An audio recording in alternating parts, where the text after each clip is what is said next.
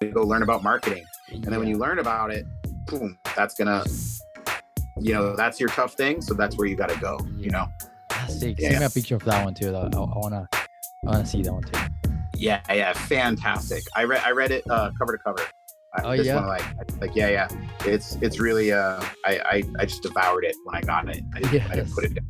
That's so Yeah. nice. So what else? What else do you have in there? So this one here, I've got one more book here. This one's really cool, and this relates to a couple things. So Taichi Ono. Okay. So as a lot of people know, we bombed the heck out of Japan in World War II, right? Yeah. So pre-World War II, Japan's economy was very similar to what we think of in China, producing low-quality goods. China's changing now, but they weren't known for very high-level manufacturing. Their economy wasn't that great. And then when we basically leveled everything, they had a clean slate to start from. And so Taichi Ono was involved with Toyota and a couple other things of rebuilding the economy in Japan. So a lot of really cool things around large-scale production.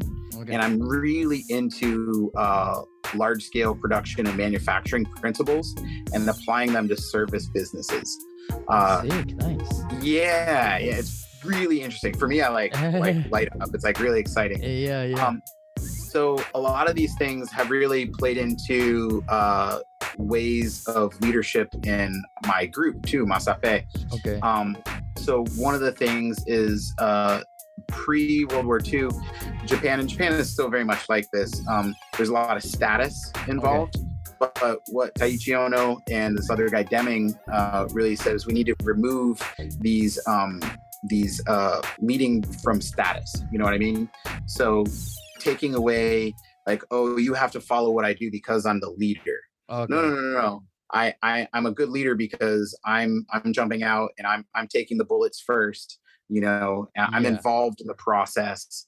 And there's a whole bunch of things in there. But that's crazy. But it's a lot of stuff around leadership. And then so after this guy Taichi Ono, this other guy Deming jumped in there, and Toyota, it like Japan's economy went and became what it is today, of like just powerhouse, right? Wow. It was an absolute powerhouse. Yeah. And there's a lot of leadership. It's all really about leadership and approaches to leadership, which if you kind of study these manufacturing principles and these people that have developed these next level successful manufacturing principles, a lot of it comes down to leadership. And that's what we're trying to be as Capoeira business owners, as teachers. And so that's been something that's been really actionable for me. That I can I read it in the book and I can do that right now, I can get better at setting the sails for my employees, meaning giving them a direction. So this is where we're going, and communicating that rather than here's your job, here's your expectations. We'll talk about in terms of you have an after school program, you hire a driver. Okay, your job is to go pick up the kids at school and drop them off at the academy. All right, you have a checklist of the kids. Okay, cool. Well, that driver doesn't know how they plug into the bigger picture of things, right? And they just have to clock in, clock out. So they don't know. So then if they don't know, then when they have to make a decision, they don't know where the ship is going. So even if they're acting in the best, they're trying to you hired an intelligent, hardworking, well-intentioned person. They're like, I'm going to do this, right? Well, I want them to do that, but they didn't know where the ship was going. So they're just making a decision, best they can, or they make no decision. And they're like, well, I don't know. I just thought it was, I don't know. I assumed something, And so when you kind of go through those principles and study those people, it's super helpful and super applicable to Capoeira business, definitely, because it really just comes down to it's a people business, and leading and teaching and being out in front, and what type of leader you want to be. That now that you mentioned the leadership part, that's such a important key role that we have to play in the as a leaders, which actually that reminds me to the book I listened before, and from this guy is called Extreme Ownership. Extreme Ownership. Extreme Ownership. He's Oh, super cool. super good. He's let me see here. From Jocko Willink. Oh man, that guy's awesome. His book. So I haven't think read it. he used to be Navy SEAL, I think.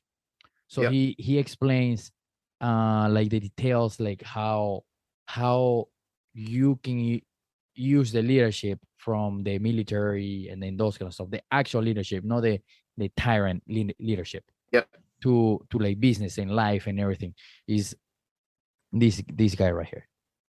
He's amazing. I haven't read that book, but that guy is amazing. Yeah. Super good. And then he made me realize so much stuff. And he's like, that makes a lot of sense, man. I need to apply this into what I do, you know. And then because I'm also not just the leader of the Capoeira community here, but also the leader my job, because I gotta lead contractors, I gotta lead them, and then you know he said, but also he talks there as a leader, you also have to learn how to be a follower. You know, you as a follower, you also have to be owner of your own actions. And this one is the one that I'm reading, which is the second part. Oh, cool. Dichotomy of Leadership from the same guy, Jocko Willink. He's so good, man. Oh man, that's gonna be my new podcast I'm gonna listen to or my new yeah. I'm gonna listen to that man. for sure. You can either like read it, there's a hard copy, and then there's just an audio book. You can do both, but they're really really good books. Nice. That's awesome, man. I'm a big fan of those books. That's great. Yeah, me too. Huge. One of the other things I've noticed, and I really want to get this out in the podcast. We had started to talk about this at Messe Lobin's event a little bit, and since that event, I've realized that this particular area is one of them that's very not ever talked about. Like even in the Capoeira schools 100%. that are into business, is understanding the financial equation. Or the accounting equation and the financial sheets, you know, cash flow and how they relate, retained earnings, all those things. And when I started to talk about this with some of the teachers there at that event, realizing that it's one of those things people don't know that they don't know that this is something that is a super serious glass ceiling. Yeah. Most people in Capoeira, they're going to focus on teaching. They're going to focus on good customer service and good experience. They're going to focus on marketing, right? Which are all very important. We need to do these things. And lots of people talk about marketing. A lot of people have great marketing knowledge. I'm into marketing, but there are people that are way better at marketing than me. For sure. But I see these people with this big blind spot if they don't understand how the money works, and they have money coming in and they feel like they're controlling the money going out, and they're like, I'm not getting to that next level, you know? Yeah. And so I was lucky enough to take just intro to accounting and it was life-changing. I don't recommend anyone becoming a full accountant by any means. For sure, yeah. That's why you hire an accountant. Yeah. And that's crazy important. You know, I'm scared to find out what the percentage of Capoeira school owners are that do not have an accountant, you know? Yeah, man, yeah. You need an accountant, but you need to understand basic accounting. Yeah. Otherwise, you can have money coming in and control the money going out and still basically be broke. Yeah. And if you don't understand that, and I don't think the scope of this podcast is to get into full accounting equation. No, let's do it. Yeah. But let me pull up something here if we want to get into just super basic. But I think spending, honestly, like, you know, if you're a school owner and you're just getting into it, or any business owner, and you don't know anything about accounting, it's really scary. It's like, it's like when you're first learning music in Capoeira and someone starts saying like thirds and fifths and chords and this is in, you know, a G sharp, and you're like, whoa, I don't understand musical lingo. You know, it's really scary. So people shy away, you know, like tempo and 6/8 and 4/4. You're like, I don't know what that is, you know. Same thing when people start saying accounting. I see it on their face. They're like, Yeah, can we just talk about marketing? Yeah. Yeah, we Yeah. can. Yeah. Um, And for some people to understand cash flow, the cash flow is everything you have left over after you pay all your expenses. So yes. like after you pay rent, after you pay whatever you need to pay, whatever you have left over from whatever you paid extra. So Yeah. if you have a revenue of 1,000, just to easy math, and Yeah. then your expenses are $800, and then per month your cash flow is going to be $200. Yep. And cash is the absolute lifeblood of your business. Yeah. If you don't have cash, you are dead. So Yes. that is your goal, is to make sure you're hanging on to cash so you can be profitable. But if you don't have cash, you have to pay, pardon me, you have to pay the light bill, you have to pay rent, you have to put Yeah. gas in your car. Yeah. So you can be profitable. Yeah. So I just pulled this up on my phone real quick of like how short it can be to get just a basic knowledge. So this, I just put financial statements, and it says financial statements, lists and types of, and how to read them. 8 minute and 21-second read time. So less than 10 Oh man. minutes. Huh. You can YouTube videos that are 10 Yeah. minutes long. Yeah. Just do that, and you're going to be ahead of more than 95% 100%. of Capoeira school owners. 100%. But if you just start there with the financial statements, there's 4 of them, and they all link to each other. Yeah. And so when you see that, and when you get into that, you're going to learn about the accounting equation. Then you don't have to be an expert. You can't. You don't even have to be able to tell somebody else about it. But once you've kind of gone through that process, you're going to see things, and you're going to understand this cash flow. Yeah. And then you're like, oh, okay, this is how I can be profitable but still be broke. You know. Yeah. And then that can inform your decisions around what type of space you rent, or how many students you need, or your billing cycle.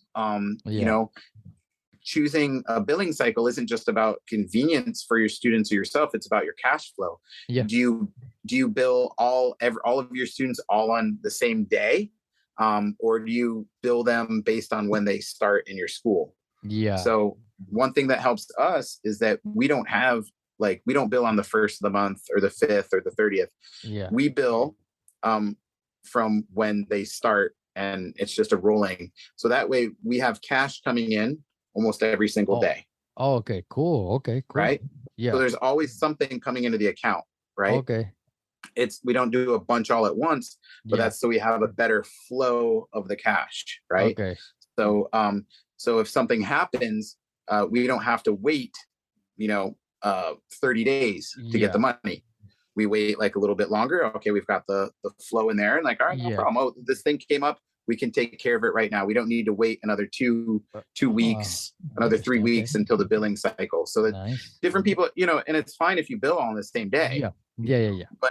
But that understanding is really what the difference is, and doing it intentionally. Like, I'm billing everybody on the 15th of the month because I understand how cash flow works and the financial statements work, and I've made an informed decision to bill on the 15th. Yeah. Or vice versa. Yeah, for sure. And then again, that cash flow is pretty much, and again, the footwork, the food traffic is also the life of the business, and then by food traffic, I mean, but always trying to get new students coming through the doors, and then even if it's one student per month, that still helps. And then at the end of the year, you already have 12 students, right? Oh, exactly. Yep. Yeah. That's super important. Kind of going back to what you were talking about before about showing up for every single class. Yeah. I think, and then tying that with the raving fans, when you see a lot of teachers discouraged when they have a small class, whatever a small class means to them, because it's really kind of arbitrary. But I tell new teachers all the time, when you get one student, teach the heck out of that class, man. Like, make it like the most engaging, like, or when you're used to maybe having 5 students, and then whatever reason you only have 1 student that night, and everyone's kind of looking around going, where's everybody else? Yeah. Be like, oh, it's fine. Like, let's just rock this class out. Yeah. Let's give it the best we absolutely can. And let's make this a private class, and we're going to make this amazing. You can go home sweating, and really like a true, like, good class. And like, wow, okay, I feel good. And then that's going to snowball, and then when you're used to 5 students, or when you're used to 10 students, right? Yeah. And then you only have 5 now, which might be like a huge number to somebody else, but oh man, there were only 5 students in class. Like, it doesn't matter. We're gonna have an amazing class. And then when you're used to 20 students in class, and you're like, you have 25 in class, and then you only have 15 in your class. 15's like, what? That's more than my entire academy. Like only 15. It's a small class night, guys. Let's just chill. Like, no, man. Like, let's give like an awesome class. All the energy that from 1 to 20. Yeah, man. No, yeah, it's just like that. Because and then you just make the class fun, and then you just want everybody to have fun too when they come to your class, and you just always want them to come back and then do one more. Absolutely. Gotta keep them excited. I always tell everybody, like, especially like the kids, like when or even like young adults. I'm like, and the harder is like when you go to a concert, right? So if you go to a concert and then everybody's just like standing around, that's such a boring concert. What about a concert that like the music is pumping and everybody's there? So you're like, man, you just want to stay there, and then you don't want to leave. And then that's that we want to have a concert harder. So let's bring that energy, and then totally it just changes. Yep. And then it gets infectious, Yeah. It's infectious, and then they're like, and it becomes like a good snowball, and it starts like and like and when you work with that type of energy, then it's like, and then you're like, I'm not even trying to get students, and people are walking in the door like, what the heck, like, what's going on, because you've just created this environment that's just so powerful and attractive, Yes, and 100%. create like a really attractive environment, and people feel good, and when you have a place that people don't want to leave, then that's going to be infectious, and 100%. like and crazy. Everything starts with you, because if you don't are there, that's not gonna happen. Yeah. If you're not physically present and mentally and emotionally present, there with the energy, no matter what happened during your day, if you're not bringing it, that people are going to feel that too, and they're going to go the other way. That's crazy. But it's cool to talk about the business side of capoeira. These are conversations that we need to talk more, because especially not to step out of the traditions on capoeira, not to to forget about that section, right? Is to complement the other side of the coin and be like, we have the culture, we have the traditions and everything else, like I said at the beginning. Is about how now I can grow and have a business and feed my family and make my hobby that I just did capoeira for 15 years. And then now I can go the next 30 years having a full-time job with a studio, capoeira studio, and then full-time income.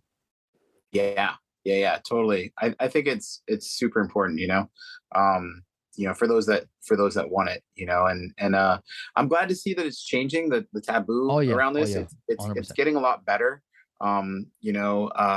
inside the United States and outside too. I think I follow a lot of people in Brazil on Instagram that talk about teaching in schools and living from capoeira, and I think it's becoming less and less taboo around the world, and more respected. I think people are realizing that you can be a successful, positive business owner, and you can be a shady, successful business owner inside or outside of capoeira. It doesn't really have to do with capoeira so much. It's just the person, and there's shady business practices, and there's people that want to be true and authentic inside and outside of capoeira, and I think people are realizing that. I work in capoeira, and I work in food, and the type of food that I do it's Latin inspired ice cream, and that's a very cultural thing. And so being authentic is really, really important, and especially as an outsider to I wasn't born in Brazil, and I don't have South American descent, But so being authentic is really important to me, 100%. and I feel really good. I can sleep totally fine at night knowing that I'm really genuine in both sides. Not perfect, just Yeah. genuine. Yeah, for Um, sure. and and being okay with being a business owner and both of those things without feeling that there's anything wrong with it or Yeah.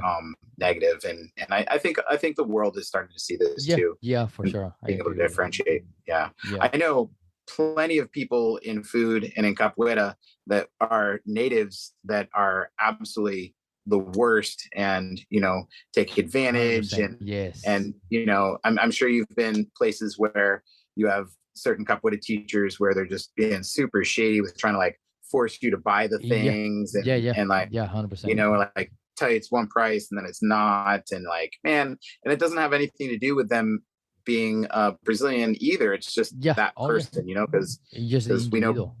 yeah, we know plenty of people, in capoeira now that are super honest and Yeah. straightforward and really great to work with. And I think the community in capoeira is just not giving attention to any of those Oh, yeah. teachers that are, because we have more options now. Yeah.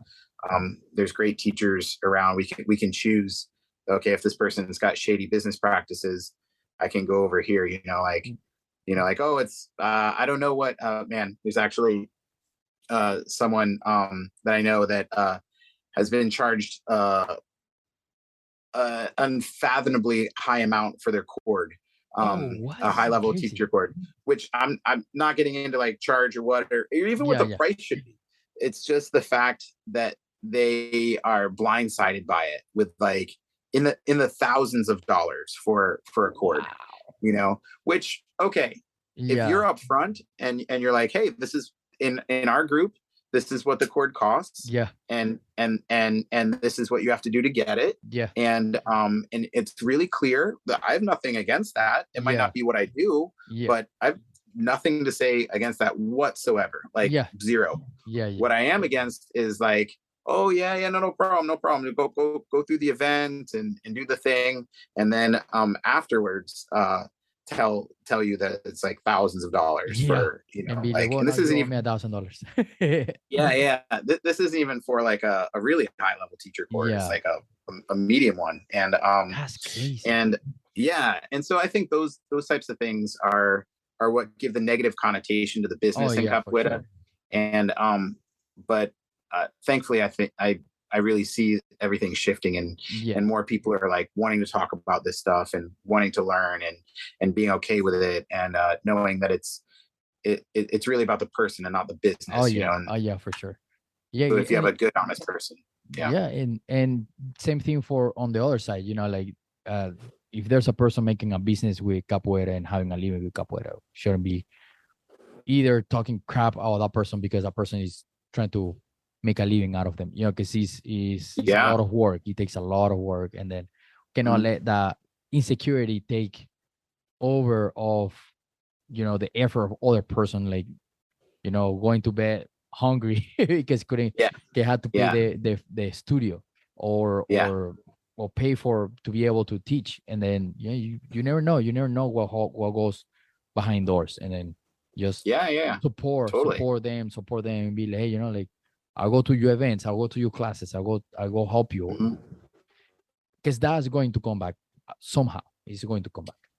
Oh, absolutely. And when you're doing well as a business, a lot of us in Capoeira, we love to host events, and then we can support the older master and support the sure. ones that came before us, whether they have a big school or not. We want to bring these this talent and the knowledge Yeah. from people that came before us, and that costs money. I mean, Yes. if you want to bring an old master from Brazil, that costs money, or a Yeah. young master, or a guest. Yeah. It's just straight out. Somebody's got to pay for the plane ticket. Yeah. So we say we want to connect to the old way of doing things, or we want to learn from like the big masters in Brazil. Yeah, okay, Has a I cost. do. Yeah. And it costs, man. There's a Yeah. plane ticket, there's food, there's Yeah. hotel, Yeah, man. and like, if they're gonna leave just ethically, if they're gonna leave their academy or their job if they don't have a lot of means themselves, that's a sacrifice. So we need to compensate 100%. them at least, so they're not losing money, Yeah. And even better, of course, we would want to give more and pay 100%. well, so that Yeah. they're earning. The people that Yeah. came before us are earning, and we're able to, be that base for somebody. And I think that can be a great motivator to be really push your business. It's one of my motivators. Like, Yeah. the better I do a business, not only am I supporting my family, but I can do better at enriching the art for my Yeah. students and for people that would come to my event. Other people, not every, I don't hoard the teachers when we bring them. It's for everybody to experience. Yeah. So we bring this mastery or really really important teacher, and they pass on their knowledge, and then it goes Yeah. out into the Yeah. world. Yeah, for sure, man. Because is and again, it comes back to support. It's a full circle. You offer the event, and then that person gets to feed their family, and then you survive or you like feed your business, and then you feed your family, and then it's just a full circle. And then the more, as a spectators outside of that we're going to visit that event, is such a key important for us to go support other schools. And then that's what I said actually my on my last episode. Like, go support your schools, go support other schools, because that $150 that you are paying for that event is feeding that mestre that just came from Brazil, or feeding the kid that has in Brazil. And then it's just you never know, man. You just like go support instead of being like, hey, like, oh, that's 150, that's too expensive. I'm just gonna do a bunch of work, do classes or whatever you think it is, but it's a support that is going to help there. And then you just go to an event, you absorb a lot of knowledge, get to see your friends, you have a lot of fun during the weekend, and it just comes back somehow. Comes back. Yeah, absolutely. One thing that you had messaged me about before was about different revenue streams in the academy. Yeah. Switching gears back to maybe some specific. I was trying to think about people watching the podcast, and I know when I watch things like this, I like the big picture stuff, and I like to get into that, and then I want to get some like actionable things, like what can I do like right now, and I was looking at my notes of the things that you messaged me before about revenue streams.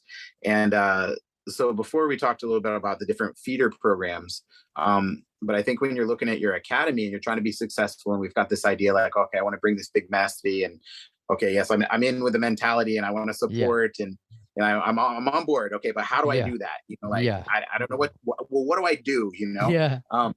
So I think having the multiple programs within your academy, as much as your schedule or space allows you to, is really like a good starting point. But really, you want to begin with an end in mind. From the 7 Habits of Highly Effective People. Another the book is like so cliche, but it's so for a reason. It's awesome. So you're always beginning with the end in mind. And for me, I'm trying to think of like, how can I create something that can run without me doing the thing, right? So teaching the class, which is really hard to do in Capoeira, because we have, it takes us decades to get the specific, knowledge to be able to pass on, and it's so hard to, we're super niche, right? Like, it's something I love about ice cream. It's so much easier for me to find somebody to work making or serving ice cream than it is to teach Capoeira. I can train somebody in a day, to make ice cream or scoop ice cream. Well, it takes like decades to make a Capoeira teacher. But even so, we can find ways to do that. And then we first create multiple programs from ourselves, we teach a kids class and we teach an adult class. That's really easy. Like right there, now I have 2 programs. So and what I found is like anybody can get like 5 students, right? Like you go to a gym, you can get 5 students. Right. Well, so then maybe you cap out 5 there. So we'll get another gym, or then go teach another age group. And then now you have 15, because you've got 2 gyms plus a kids class, But then you can start to think too about retail, which is a whole other thing. Uniforms, instruments, and then kind of learning about retail. So now you have another revenue stream. For sure. I think these days too, with the pandemic, online and stuff, I Online see, stores, yeah. yeah, online stores, but online classes, Oh, that's true. That yeah. mixing that. And one thing I've seen really interesting is that there have been some really successful teachers that have continued online classes after everything opened up, Yeah, yeah. and I they still still teach have. online classes. You do, Yeah, yeah, yeah, that's yeah, amazing, yeah, incredible. yeah. Yeah, I'm terrible at teaching online. Yeah. I don't. My Yeah, wife created a whole kids program yeah. called Capoeira Clubhouse, Oh, and cool.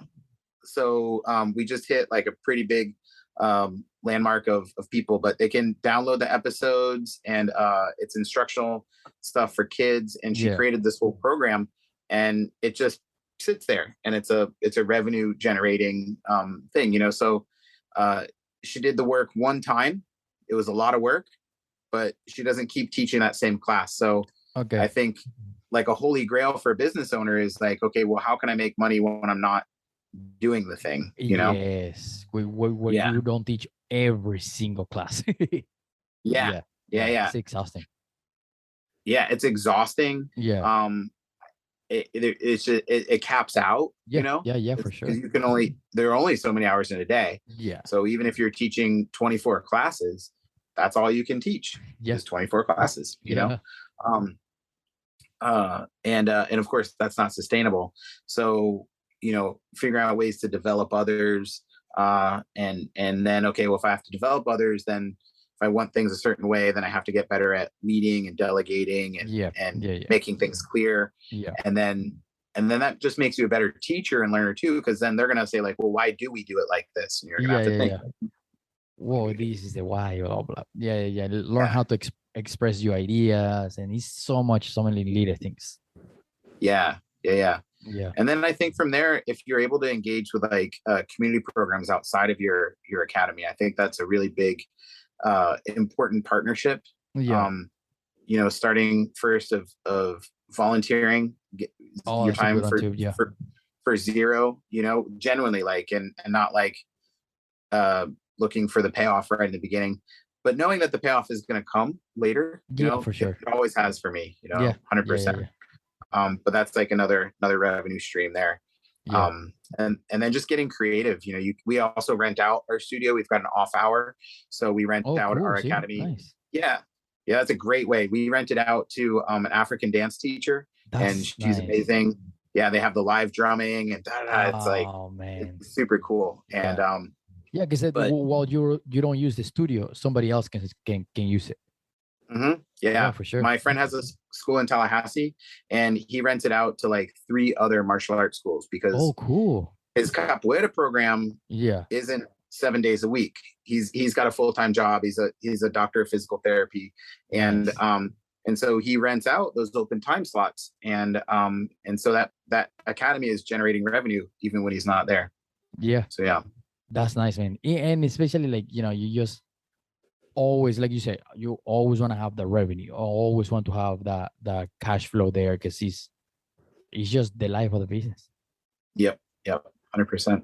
Yeah, man. Yeah, man. Yeah, it's so nice every time we get to talk. And see, we talk for 2 hours. We got 1 more hour. We say like, you're good to talk to talk for 3 hours. Crazy. Yeah, I just looked down at my phone. Feels like 15 minutes. Yeah, but it's fun, man. It's fun, and and again, everything is tied up, and then is so important for us to learn, especially as a teacher.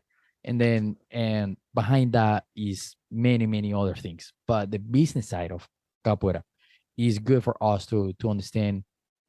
It's a good thing to have a business, and it's good for us to make that hobby eventually into a full-time job, and then create opportunities for other people to have a job. And then you just like so many cool things that we can do as a business owner.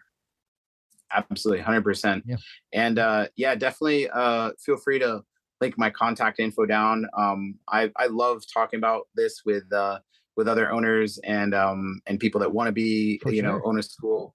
And I'm pretty open. I'm happy to share everything. I don't have any secrets about it. Nice. And if there's something I don't know, I don't pretend that I know it, and I'll try to oh, I don't know much about that. So here, go meet this person, or go look at this book, or I'm not sure. But I have a lot of fun with it. I really enjoyed it. It makes me a better person, better husband, better father, learning about this stuff. And when people ask me questions, and if I don't know, then that's learning for me too. So I'm happy to make myself a resource to anybody watching the podcast.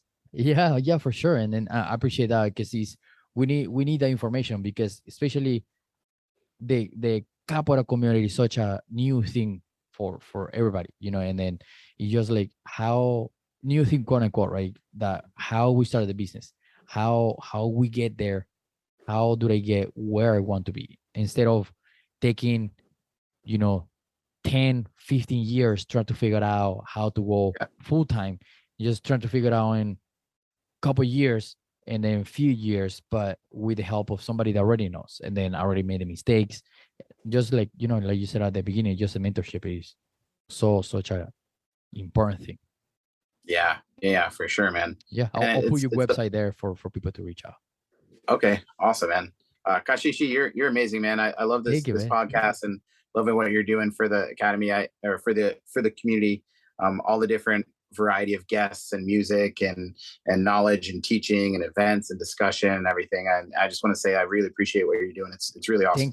Thank you, man. It's just like I said this at the beginning of when I started the podcast. It's just like I personally have so many questions, and like I can even wonder like how many people have the same questions. Just like, how do you do this? Well, how, or afraid of asking, because you sometimes you're shy to ask, or say like, well, what if they don't tell me, or they don't want to share their knowledge, and then I'm the one knocking the door. Hey, you want to tell me about this? It's just, and sometimes I ask on Instagram, and I guess people are shy to say, but sometimes it's like, hey, what do you want to know? Because I don't know. I have so many other questions that I'm going to be asking. If that information is there for free, man. Is online. Is almost 150 episodes. This is going to be 139, I think. Wow. And then man. And then it's just a lot of information. It's just like I'm a no curious. That word, man, I forget the words. That curious, that I want to know how things work. I forgot the name. But I want to know how things work, but it's because I want to apply down my life. I don't want to know just for curiosity. I want to know because I want to use it.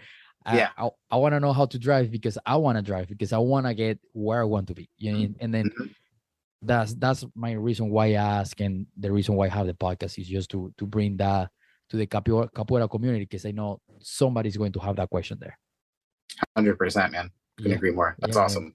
Yeah, and then if we always say, man, I don't care if capoeira style, capoeira group, I don't care about that, man. It's just this is for capoeira, for us to grow all together, and then there's no such a cool thing that go to a hut, and so many logos, so many capoeira school, capoeira styles, and everybody just having fun. It's just nice.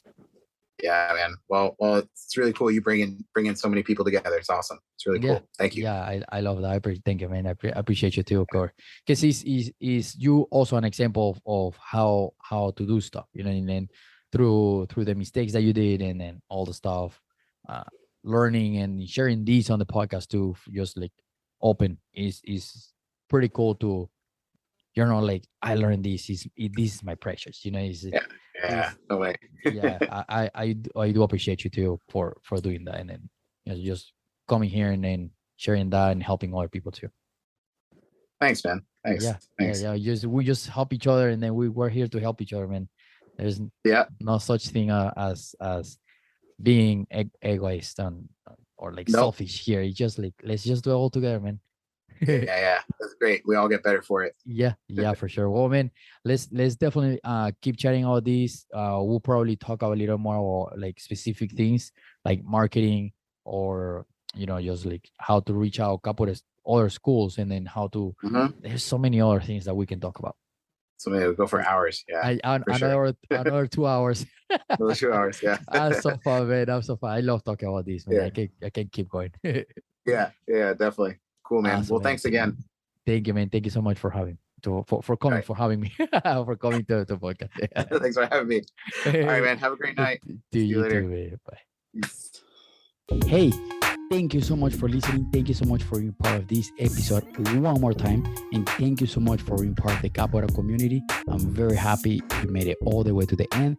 Now, make sure you listen to the next episode next week or the following week or the previous episodes. And don't forget to subscribe to our YouTube channel. And don't forget to follow us on Instagram. And don't forget to reach out so we can have you on the podcast. Okay. Thank you so much for being part of this amazing journey in the Capoeira community. And I really, really hope to see you one time here in Indianapolis, or I'll see you in the hot next time. Okay. Keep training, keep your Capoeira school, keep supporting your Capoeira school, and keep training, keep loving Capoeira, keep training, keep playing the Hada. I'll see you in the Hada next time.